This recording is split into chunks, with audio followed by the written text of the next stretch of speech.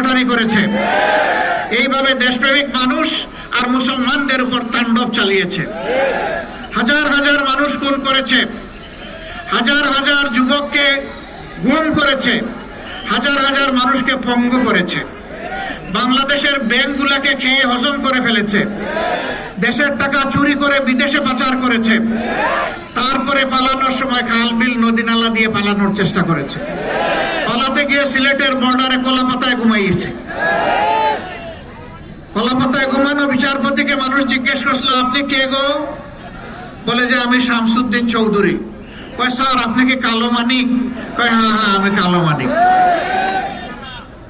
জিজ্ঞেস করে আপনি কোথায় শুয়ে আছেন? চতুর্দিকে তাকাইয়া বলে সম্ভবত ভারতে। কয় কেন আপনি ভারতে শুইবেন? বলে যে আমি দেশ ছেড়ে পালিয়েছিলাম, আমি ভারতে আসতে এই দিকে চলে এসেছি। আপনি কার হাত ধরে এসেছেন? তখন দুইজন হাসিয়ার কথা বলেছে যে দুই হাসিয়া আমাকে পথ দেখাই এখানে নিয়ে এসেছে। তারা এখন কোথায়? এখন বলে যে আমার ব্যাগ কোথায়? কয় যে আপনার তো কোনো ব্যাগ দেখছি না। কয় যে আমার ব্যাগে ৭৬ লক্ষ টাকা ছিল, তাইলে তো ব্যাগ নিয়ে বোধহয় ওরা পালায় গেছে। জিজ্ঞেস করছে স্যার আপনি এখন কি অবস্থায় আছেন? কয় না আমি বিশ্রাম নিচ্ছি। বলে যে আপনি যে কলাপাতায় ঘুমিয়ে আছেন এটা কি টের পাচ্ছেন? হাত দিয়ে দেখে ঠিকই তো কলাপাতার উপরে আমি ঘুমিয়ে আছি। আপনি সুপ্রিম কোর্টের অ্যাপিলিয়েট ডিভিশনের একজন বিচারপতি, আপনার এই দশা হলো কেন? কারণ তিনি যখন বিচারপতি তখন ছিলেন তিনি চরম দলবাজ।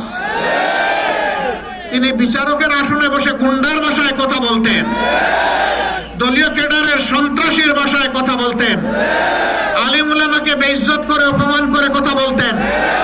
তিনি ছিলেন বিচারকের নামে কলঙ্ক। এইভাবে বিচার বিভাগ থেকে শুরু করে সব কিছু এই সরকার তছনছ করে দিয়েছিল। শিখেছে, মরতে শিখেছে। এই ২৪-এর ১ জুলাই থেকে শুরু করে ৫ই আগস্ট পর্যন্ত সারা বাংলাদেশের সমস্ত মানুষ ওরা গোটা জাতির মাথা নত করার চেষ্টা করেছিল। তোমরা কারো গোলাম হতে পারো, এই জাতি আল্লাহ ছাড়া আর কারো গোলাম হবে না। এই জাতি আল্লাহ ছাড়া কারো কাছে মাথা নত করবে না। ষড়যন্ত্র করে যাচ্ছে। ইনশাআল্লাহ আল্লাহ তাআলা আমাদের সাথে থাকবেন। এদেশের মানুষ ঐক্যবদ্ধ।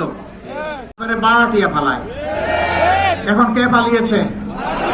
বাড়াটিয়ারা পালিয়ে গেছে। পালিয়ে গিয়ে ওই দেশের মানুষকে শান্তি দিচ্ছে না। সেনাবাহিনীর প্রতিসাধন করেছে। এখন যদি জামাতকে তছনছ করে দিতে পারে তাহলে তারা যা ইচ্ছা তাই করতে পারে। তারা জমিদার হয়ে বসবে আর দেশের মানুষকে তারা ভাড়াটিয়া বানাবে।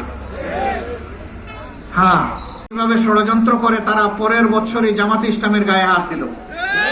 কেন হাত দিল? এ দেশের পরীক্ষিত দুইটা দেশপ্রেমিক শক্তি আছে।